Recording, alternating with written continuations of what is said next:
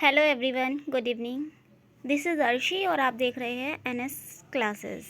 इस वीडियो में हम बात करेंगे संज्ञा के बारे में। संज्ञा जो चैप्टर होता है हिंदी में, उसके बारे में बात करेंगे। जैसे कि आप सभी जानते हैं, हिंदी जो सब्जेक्ट होता है वो एक बहुत ही महत्वपूर्ण सब्जेक्ट है, बहुत महत्वपूर्ण विषय है। सभी जितने भी कंपटीशन में जितने भी एग्ज़ाम्स होते हैं, सभी एग्ज़ाम्स में हिंदी से कहीं ना कहीं क्वेश्चन ज़रूर आते हैं। कोई ना कोई क्वेश्चन ज़रूर आता है हर एग्ज़ाम में, चाहे वो यूपी टेट हो, सी टेट हो, यूपी पुलिस हो, या यहाँ तक कि आईएएस। अगर आईएएस का आप एग्ज़ाम देंगे वहाँ भी आपको हिंदी से क्वेश्चन पूछे जाएंगे। तो इस वीडियो में हम बात करेंगे जो हिंदी के कुछ क्वेश्चन मैंने ले रखे हैं। तो फर्स्ट क्वेश्चन है हमारा, इन्हीं जयचंदों के कारण देश पराधीन हुआ। इस वाक्य में जयचंदो कौन सी संज्ञा है? तो सबसे पहले आप ये जानिए कि हिंदी में संज्ञा कितने टाइप की होती है। हिंदी में संज्ञा 3 टाइप की होती है। 3 टाइप कौन कौन से? फर्स्ट होता है आपका व्यक्तिवाचक संज्ञा। व्यक्तिवाचक संज्ञा जो होती है, अगर मैं इसके बारे में बात करूं तो जिस शब्द से किसी निश्चित प्राणी, व्यक्ति, वस्तु या स्थान आदि के नाम का बोध होता है उसे हम व्यक्तिवाचक संज्ञा कहते हैं। और सेकंड नंबर की जो संज्ञा होती है वो जातिवाचक होती है। जिस शब्द से किसी संपूर्ण जाति का बोध हो, ऐसी जातियों का नाम बताने वाले शब्दों को जातिवाचक संज्ञा कहते हैं। जो थर्ड होती है वो भाववाचक संज्ञा होती है। अगर इसकी डेफिनेशन की, इसकी परिभाषा की बात करूं, किसी पदार्थ के गुण, धर्म, दोष, अवस्था, स्वभाव आदि भावों का बोध कराने वाले शब्द भाववाचक संज्ञा कहलाते हैं। तो अब हम अपने क्वेश्चन की तरफ बढ़ते हैं।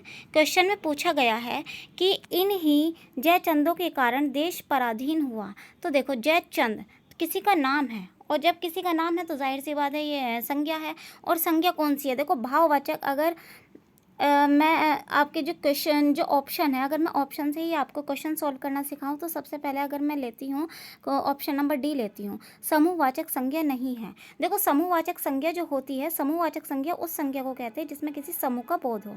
तो जयचंदों से समूह का बोध नहीं हो रहा है, ये किसी का नाम है।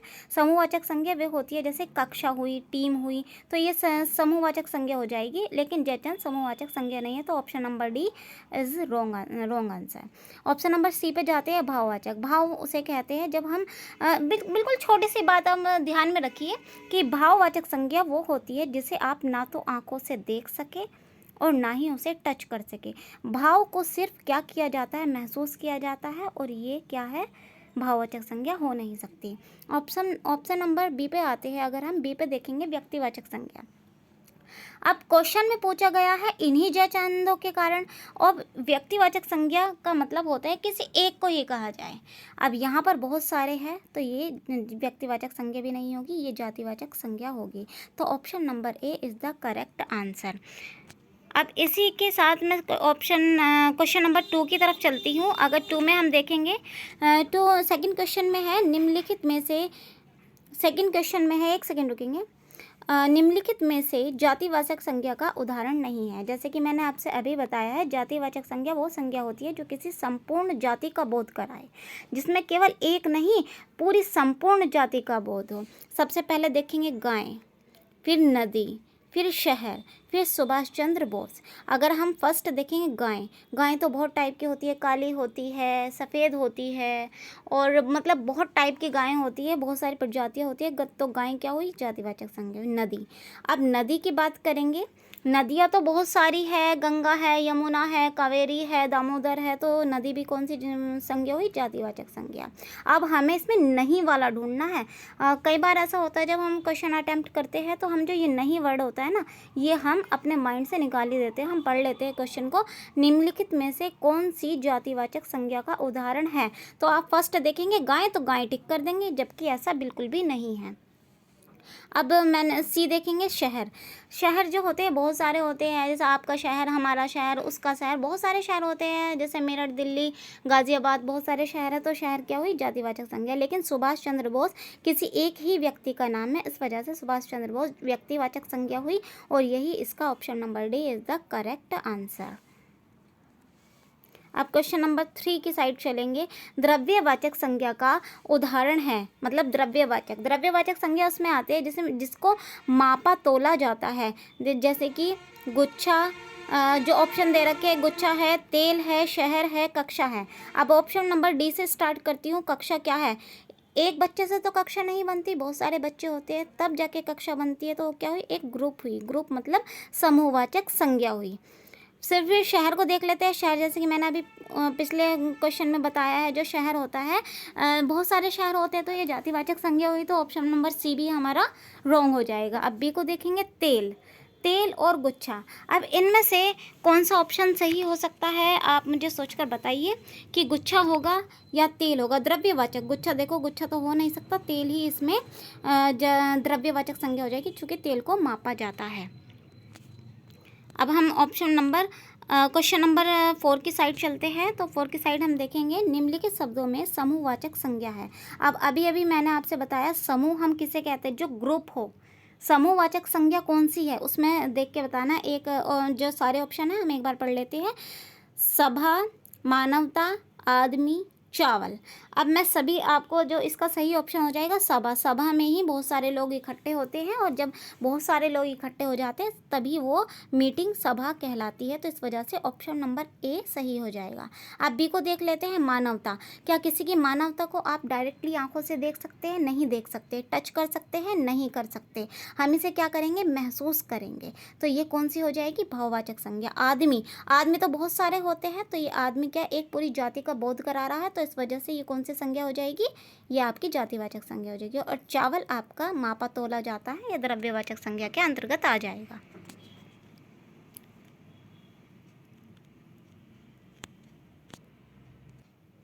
अब नेक्स्ट क्वेश्चन को देख लेते हैं। नेक्स्ट क्वेश्चन में पूछा गया है, जिस संज्ञा से एक ही वस्तु का बोध होता है उसे कहते हैं। बिल्कुल आँख बंद करके लगा देना।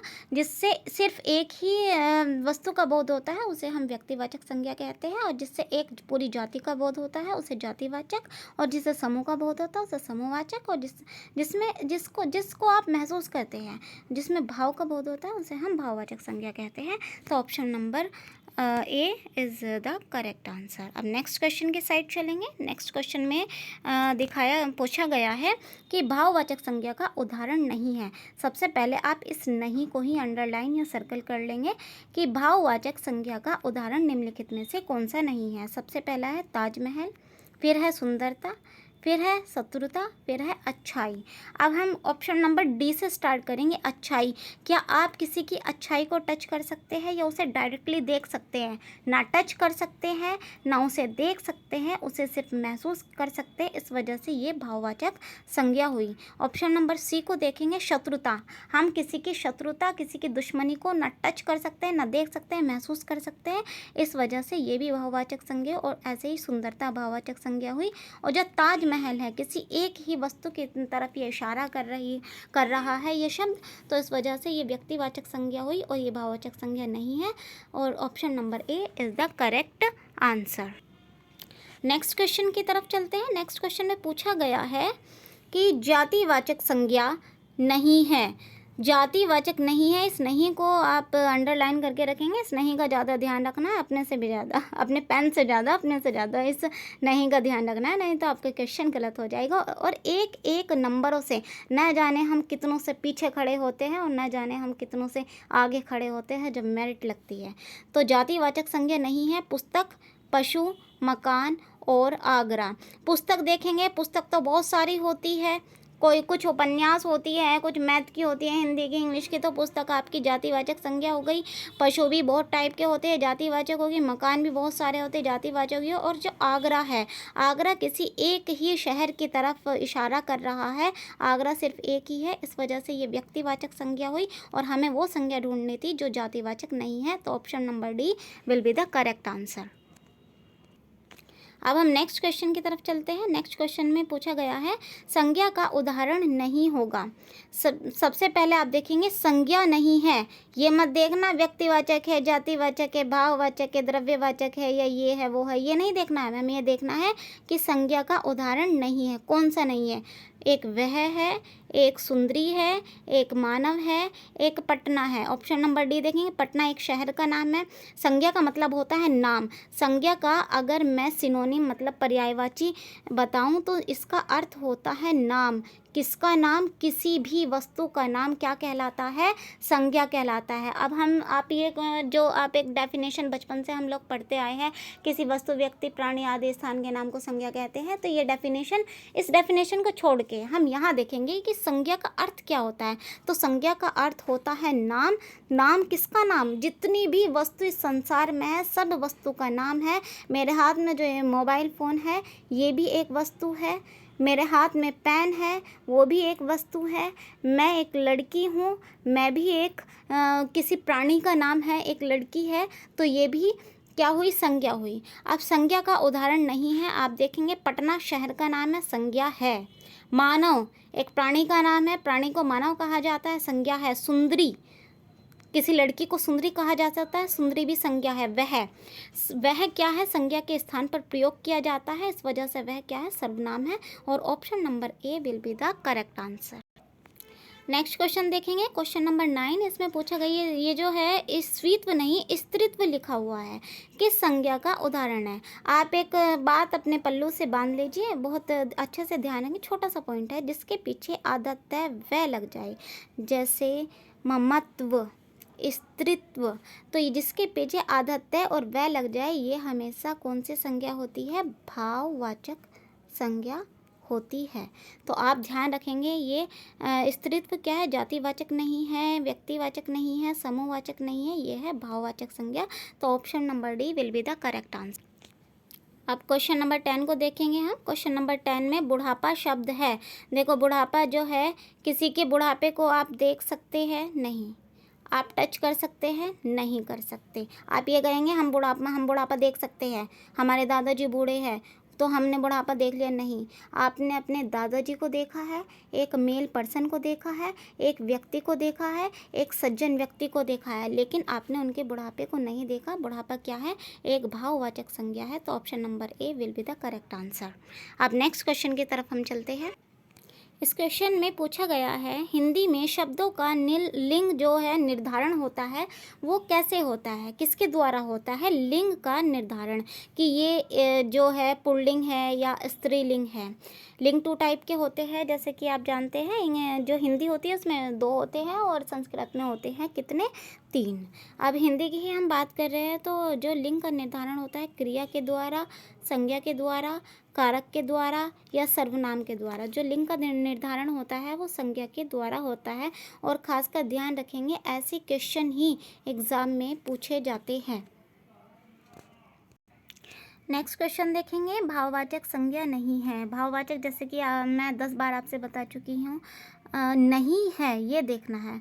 लड़ाई, मिठाई, चतुराई, उतराई। तो जो मिठाई है ये किसी चीज़ का नाम है, किसी वस्तु का नाम है। मिठाई एक संज्ञा है और आप इसे खा भी सकते हैं, टच भी कर सकते हैं, देख भी सकते हैं। इस वजह से मिठाई एक जातिवाचक, चूँकि जातिवाचक क्यों है, क्योंकि मिठाई तो बहुत टाइप की होती है, लड्डू भी होती है, बर्फ़ी भी होती है, तो मिठाई एक जातिवाचक संज्ञा हुई और ये भाववाचक संज्ञा नहीं है। तो option number B will be the correct answer.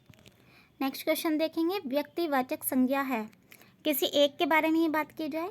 Yamuna, गाय, पहाड़, आम। आम बहुत सारी क्वालिटी के होते हैं, बहुत सारी वैरायटी के आम होते हैं, तो आम जातिवाचक संज्ञा हुई। ये वाला हमारा जो ऑप्शन है वो गलत हो गया।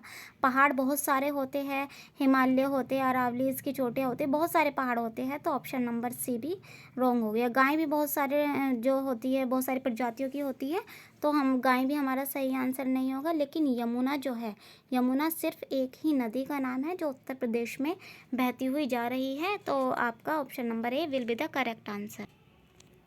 अब क्वेश्चन नंबर 16 को हम देखेंगे। इसमें पूछा गया है, निम्नलिखित शब्दों में जातिवाचक संज्ञा नहीं है। देखो क्वेश्चन जो पूछा जाता है इजी नहीं पूछा जाता है, ऐसा पूछा जाता है जिसमें आपको कन्फ्यूज़न हो। जब कन्फ्यूज़न होगा, चूँकि कंपटीशन बहुत हाई लेवल का है, बेरोजगारों की भीड़ खड़ी है, तो उस वजह से जितने भी क्वेश्चन पूछे जाते हैं कन्फ्यूज़न क्रिएट करने वाले क्वेश्चन पूछे जाते हैं। तो इसमें पूछा गया है, निम्नलिखित शब्दों में जातिवाचक संज्ञा नहीं है। कौवा, बाज़ार, समोसा, दिल्ली। कौवा को देखेंगे, बाज़ार को देखेंगे, समोसा को देखेंगे और दिल्ली को देखेंगे। अब आप अगर आंख बंद करके दिल्ली को देखेंगे, दिल्ली क्या है, एक शहर का नाम है और दिल्ली केवल एक ही है, इस वजह से दिल्ली हमारा व्यक्तिवाचक संज्ञा हुई और option number D will be the correct answer, यही हमारी जातिवाचक संज्ञा नहीं है। नेक्स्ट क्वेश्चन की तरफ चलते हैं। इसमें पूछा गया है, एक सेकेंड रुकेंगे। नेक्स्ट क्वेश्चन में पूछा गया है अर्थ के विचार से संज्ञा के कितने प्रकार है। तो देखिए, मुख्य रूप से अगर हम देखें तो संज्ञा के 3 प्रकार है। कौन कौन से? एक व्यक्तिवाचक संज्ञा, एक जातिवाचक संज्ञा, एक भाववाचक संज्ञा। लेकिन 2 संज्ञा और आती है, एक होती है समूहवाचक संज्ञा और एक होती है द्रव्यवाचक संज्ञा। तो ये कुल मिला के 3 और 2 ये 5 हो जाती है। तो अर्थ के विचार से संज्ञा के कितने भेद होते हैं? 5 भेद होते हैं और मुख्य रूप से पूछा जाए तो संज्ञा के 3 भेद होते हैं। अब नेक्स्ट क्वेश्चन की तरफ चलते हैं। अपना समय वेस्ट ना करते हुए हम क्वेश्चन नंबर 18 को देखते हैं। निम्नलिखित में से कौन सा शब्द जातिवाचक संज्ञा है? अब यहाँ पर है पूछा गया है, अब नहीं अपने पास से हमें ऐड नहीं करना है। तो देखेंगे, ए है शहर, साकेत, दिल्ली, नीलम। तो उसमें जातिवाचक संज्ञा जो जाति को जब पूरी मतलब एक जाति का बोध कराए ऐसी संज्ञा के बारे में हमें बताना है। तो आप अगर देखेंगे कि नीलम को देखेंगे, किसी का नेम है कि केवल एक ही लड़की का नाम है, व्यक्तिवाचक संज्ञा हो गया। दिल्ली केवल एक ही स्थान का नाम है, व्यक्तिवाचक संज्ञा हो गया। साकेत केवल एक ही स्थान का नाम है, व्यक्तिवाचक संज्ञा हो गया। लेकिन साकेत अगर आप इंडिया में देखेंगे तो आपको 2 से 3 साकेत जो है स्थान नहीं है। साकेत एक पुस्तक का नाम है। अगर हम साकेत को देखेंगे पुस्तक है। और जो शहर है, शहर बहुत सारे होते हैं, बहुत सारे शहर होते हैं। पूरा इंडिया शहरों से भरा पड़ा है। वैसे गांव के नाम से जाना जाता है, गांव बहुत सारे हैं लेकिन शहर भी बहुत सारे हैं। तो हम शहर देखेंगे, एक जाति का बोध करा रहा है तो शहर क्या हुआ? जातिवाचक संज्ञा हुआ। नेक्स्ट क्वेश्चन की तरफ देखेंगे। क्वेश्चन नंबर 21 है, लड़का का भाववाचक संज्ञा होगा। जो लड़का है एक शब्द है, इसका हमें भाववाचक संज्ञा बताना है। एक है लड़कपन, लड़काई, लड़कापन, लड़कपन और लड़काईपन। तो आप देखेंगे लड़काईपन तो आज तक हमने कहीं पढ़ा नहीं है, इसे निकाल के एक तरफ रख देंगे। ना ही हमने लड़काई पढ़ा है, इसे भी निकाल के एक तरफ कर देंगे। अब हमारे पास 2 ऑप्शन है। अगर हमें क्वेश्चन के आंसर का भी नहीं पता है तो भी हम सही आंसर चूज़ कर सकते हैं। कैसे कर सकते हैं? क्योंकि हमने 2 तो एक साइड निकाल के रख दिए, ये तो हो ही नहीं सकते। अब ऑप्शन नंबर ए देखेंगे और सी देखेंगे। लड़कापन या लड़कपन, आपने कभी सुना भी होगा अपने बड़े बुजुर्गों के मुंह से कि लड़कपन ही सुना होगा, लड़कापन नहीं सुना होगा। तो इस वजह से इसका जो सही आंसर होगा लड़का का, वो लड़कपन ही होगा। लड़कापन कोई शब्द नहीं होता। इस वजह से सही आंसर जो हो जाएगा option number C will be the correct answer. Next question देखेंगे, वृद्ध का भाववाचक संज्ञा क्या होगा? वृद्धा, देखो वृद्ध का वृद्धा हो जाएगा स्त्रीलिंग। वृद्धित्व, वार्धा और वार्धक्य। तो वार्धक्य इसका सही आंसर हो जाएगा, option number D will be the correct answer. Next question है, बुढ़ापा भी एक प्रकार का अभिशाप है। इस वाक्य में बुढ़ापा शब्द की संज्ञा का भेद बताइए। मतलब हमारे पास एक शब्द है बुढ़ापा, इसमें कौन सी संज्ञा है? व्यक्तिवाचक है, जातिवाचक है, भाववाचक है या कौन सी संज्ञा है, वो हमें बतानी है। तो देखो बुढ़ापा, अब से पहले भी हम ये क्वेश्चन कर चुके हैं, बुढ़ापा में भाववाचक संज्ञा ही होती है। तो option number C will be the correct answer. अब नेक्स्ट क्वेश्चन देखेंगे, निम्नलिखित में कौन सा शब्द व्यक्तिवाचक संज्ञा है? बहुत ईजी है, आप आसानी से बता सकते हैं कि व्यक्तिवाचक संज्ञा कौन सी है। गाय, पहाड़, यमुना, आम। अब से पहले देखो ये आम ऑप्शन आ चुका है, बहुत सारे वैरायटी के होते हैं। तो आम क्या हुए आपका जातिवाचक संज्ञा। और गाय को देखेंगे, गाय भी जातिवाचक, पहाड़ भी जातिवाचक। तो क्या बचा हमारा? यमुना बचा, एक नदी का नाम है और केवल एक ही नदी है यमुना भारत के अंदर, और पूरे वर्ल्ड के अंदर भी यमुना एक ही नदी है। तो इस वजह से हमारा option number C will be the correct answer. Next question देखेंगे, question number 26, doctor Rajendra Prasad को देश रत्न कहा जाता है। रेखांकित शब्द कौन सी संज्ञा है जो देश रत्न है? इसमें आपको क्या बताना है? संज्ञा बतानी है, कौन सी संज्ञा है? जातिवाचक है, भाववाचक है, व्यक्तिवाचक है, क्या है? तो ये आपका होमवर्क है और कमेंट करके ज़रूर बताइएगा कि आप इसका आंसर, सही आंसर क्या हो सकता है। और अगर आपको वीडियोस अच्छी लगी हो तो लाइक करना बिल्कुल ना भूलें, शेयर करना भी ना भूलें। Thank you and thanks for watching and have a nice day.